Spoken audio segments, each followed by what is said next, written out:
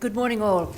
So the two key messages that I would say at the very outset are every single heritage officer has a commonality but also has a slightly different focus. So the key message is wherever you are and whatever you're doing, get in contact with your heritage officer and say, we're thinking of hosting an event, we want to make contact with you straight away.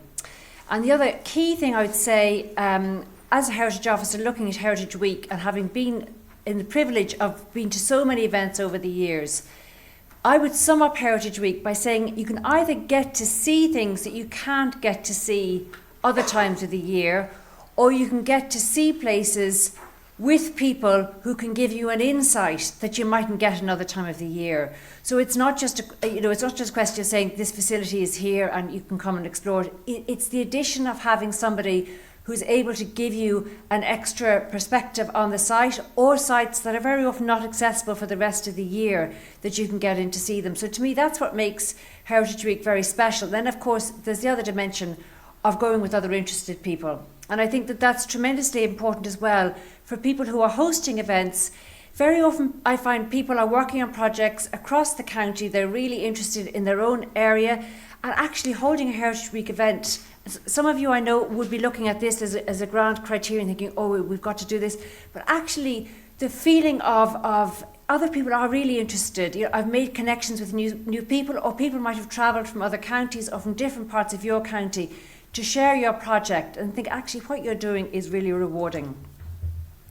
So just to say, the good news is that as of September 2021, there now are Heritage Officer posts in every single local authority.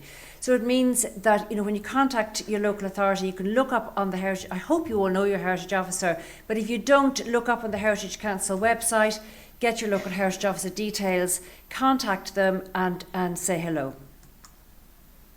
What do we do? And as I say, the key thing is there's a large commonality, but at the same time, there's variety across every county council. There's slightly different priorities for the work programmes of the heritage officers. Very often you can look up the county heritage plans and you can see the remit there of what the focus for your heritage officer is. A lot of what we do is working internally, obviously with county council projects, bringing up the heritage aspects and planning on aspects of projects that we're delivering that heritage is taken into account. A huge amount of what we do is community engagement. So obviously we're here today talking about Heritage Week, but for many of you, you've already successfully applied to the Heritage Council for a project. You've got that far and you're looking then at what can you do for Heritage Week. But if any of you are here thinking, well, we're on the beginning of a journey and we'd like to think about a project, contact us at the very, very beginning, because that's what we do, is the sources of information, the sources of knowledge, and we might be able to save you a lot of time in putting you in the right direction, linking you up with similar projects, saying, well, do you know there's somebody at the other end of the county that's working on this project too, and you could go and have a site visit with them.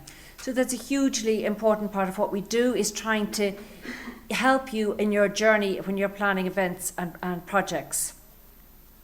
Heritage appraisal, research and data collection. And again, Paul was talking today about oral history projects and the collection of data, and the sharing of that information is a huge part of what we do.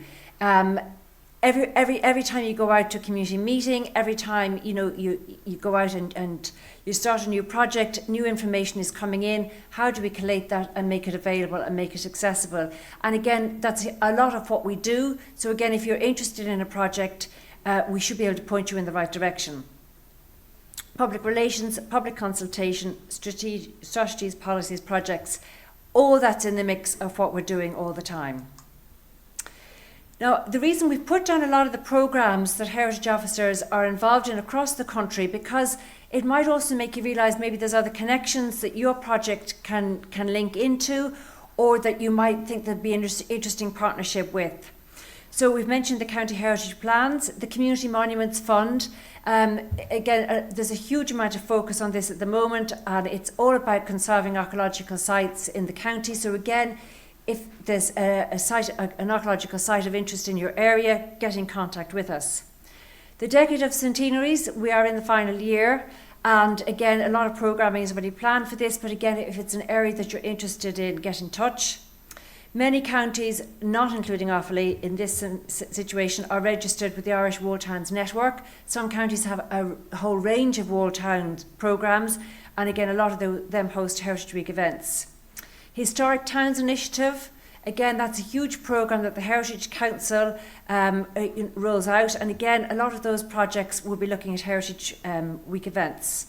Heritage Week itself, Creative Ireland, is a programme where it is looking at a huge amount of projects that are interdisciplinary. So in a lot of cases we can provide funding for projects that introduce art and heritage and communities in a mix together, very often with the libraries, architecture, archives. The Built Heritage Investment Scheme, structures at risk, say some heritage officers are more involved in this than others depending on the other resources within the council, Town and Village Renewal and the Local Biodiversity Action Fund, which we've been dealing with and are very, very happily handing over to the biodiversity officers as they arrive into the county councils. And we're absolutely delighted in Offaly.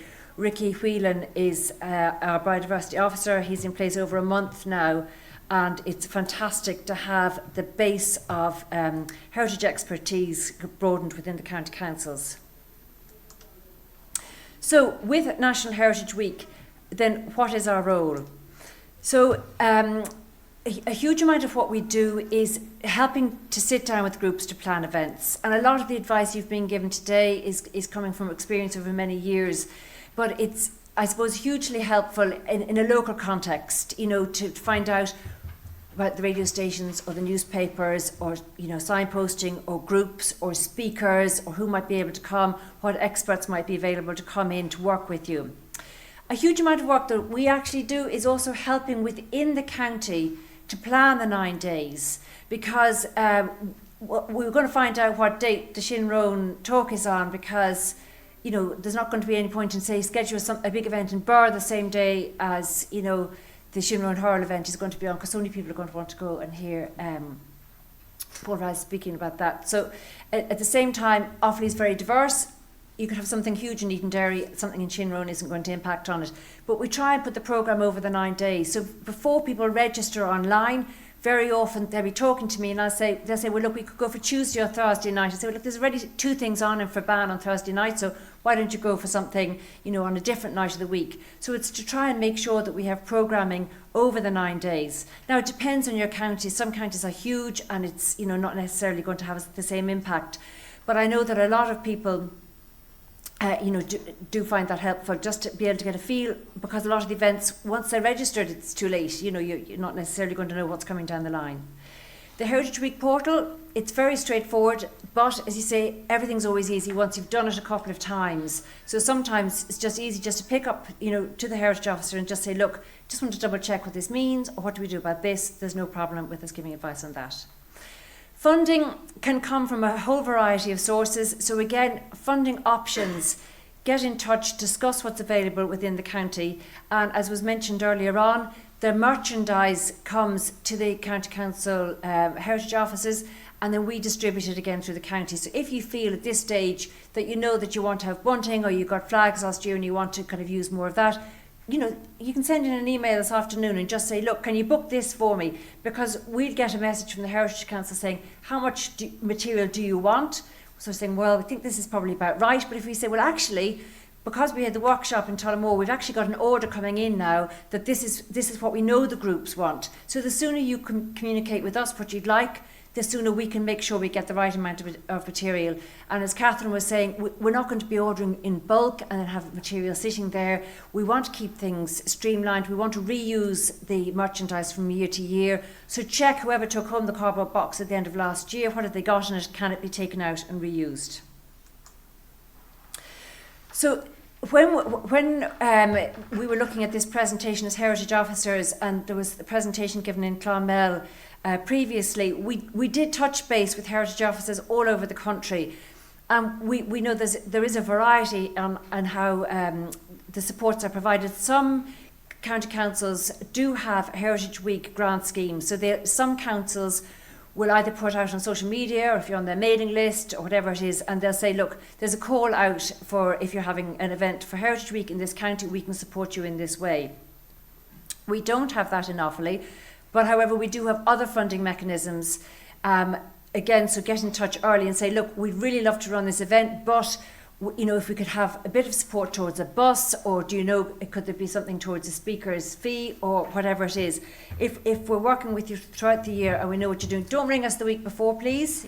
Ring us, in the next week or two, and we can sit down and help you plan what way can projects be delivered. I've mentioned Creative Ireland.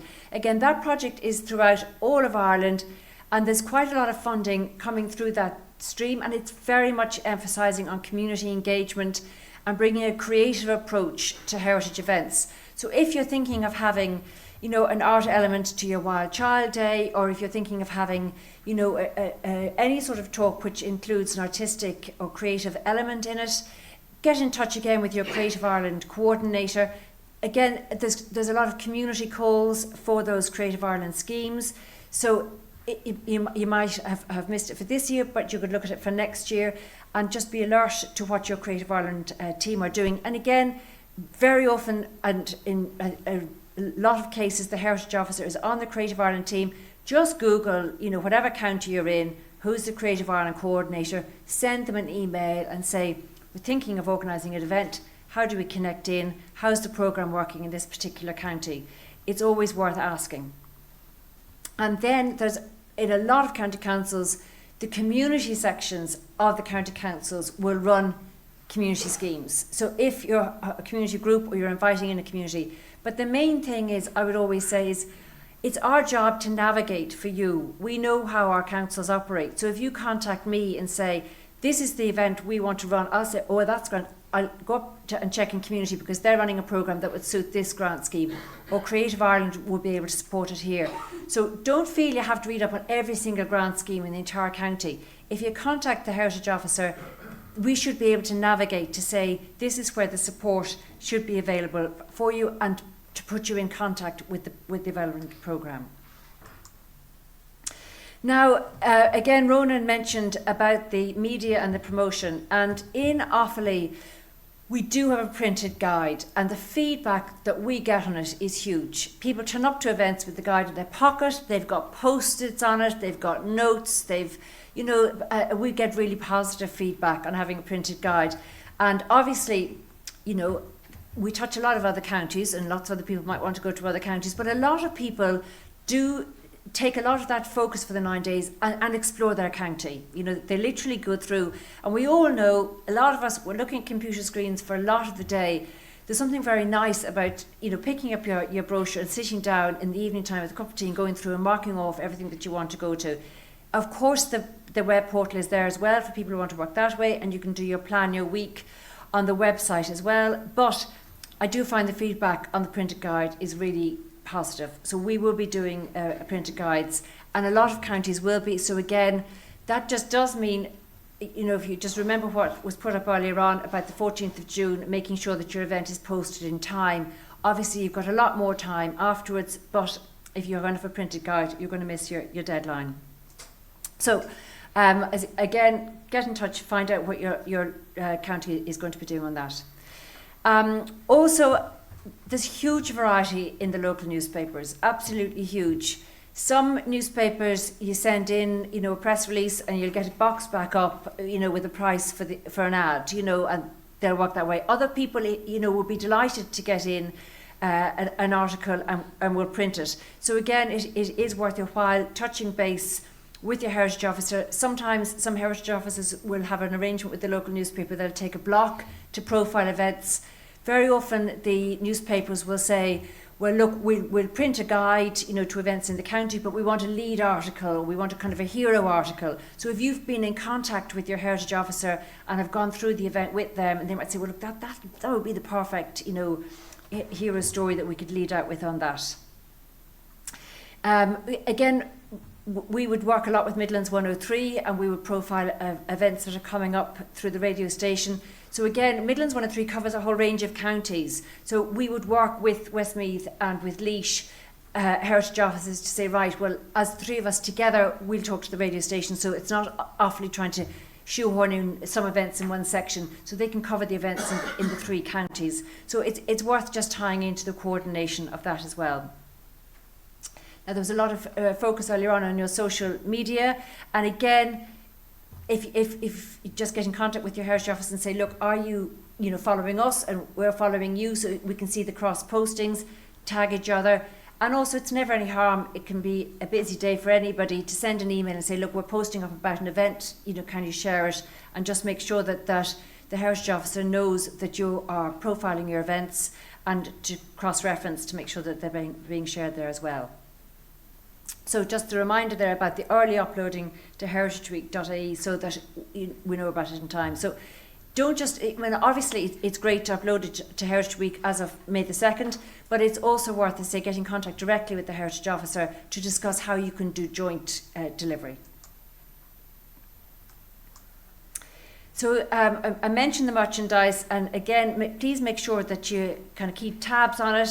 And when you're finished with it at the end of the year, you stick a note in your diary to know who took it home, where is it, so that you can get it out again next year.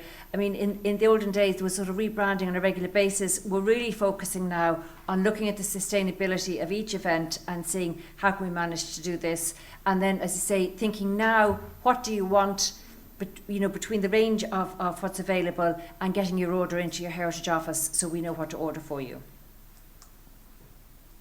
So in Offaly, as I say, you're all going to be having this conversation with your own heritage officers, but I suppose all year round, if I'm talking to groups, very often a group will come up with a really good project, and I say, the people would be really interested in hearing more about that. A little bit like what Pierce was saying earlier when he's looking at grants and he's thinking of projects that would be fabulous to be able to be shared. So I suppose all year round, we're encouraging people to say, look, if you're thinking of working on that project, think about that you could have an event for Heritage Week and share that. And it's amazing how many people think, wow, but do you think other people would be interested? And I say it's very rewarding when you can do that. The compilation of the county brochure, hard copy and online.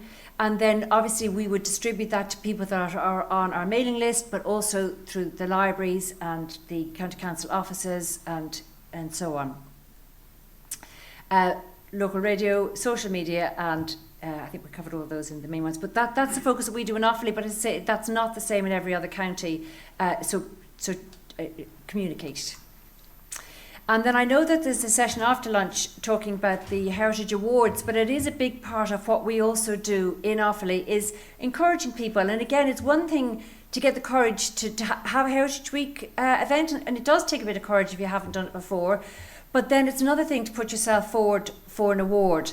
And of course, the Heritage Hero Award, other people nominate the Heritage Heroes. But in Offaly, just a couple of years ago, the Egan family in Five Alley in Cargeen, they care for their family traditional home. It's a fantastic farmhouse with incredible range of fixtures and fittings.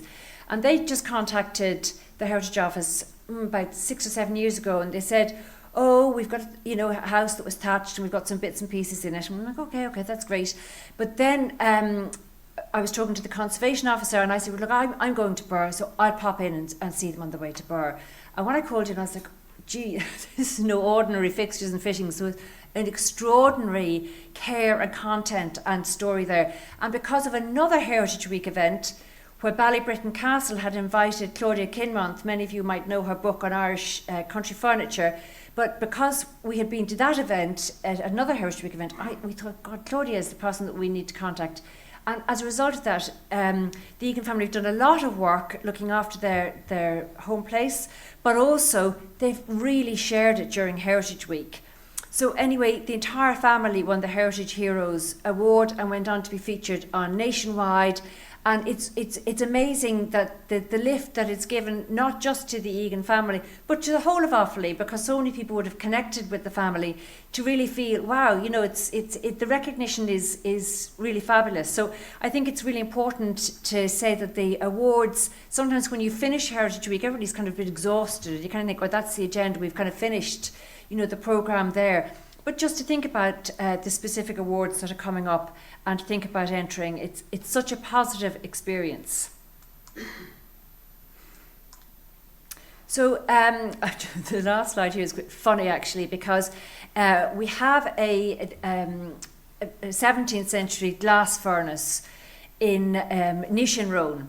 And last year, Shinro and Heritage Group, who are the group that are doing the project on the Hurl, they said that they'd invite archaeologist Cameron O'Brien to come and talk about the glass furnace. And they contacted me and they said, look, we want to look at the sustainability of this event and we wanted to see how we'd manage this. So they said, could we get a bus? I said, yes, you would be delighted. We'll work with you and we'll get a bus. And the local GA group said they'd help with the arrangements and so on. Well, it was so funny because as the bus came over the hill, it was like Dublin Airport. There were so many cars already in the field. There was about 75 cars had arrived ahead of the people who'd booked for the bus. It was such a popular event. So I suppose the reason I'm saying that is, thanks be to goodness, this venue was able to accommodate everybody. But sometimes people, when it's your own project and you're working on it, you might underestimate, how many people can come. And I fully accept Eventbrite is a good mechanism.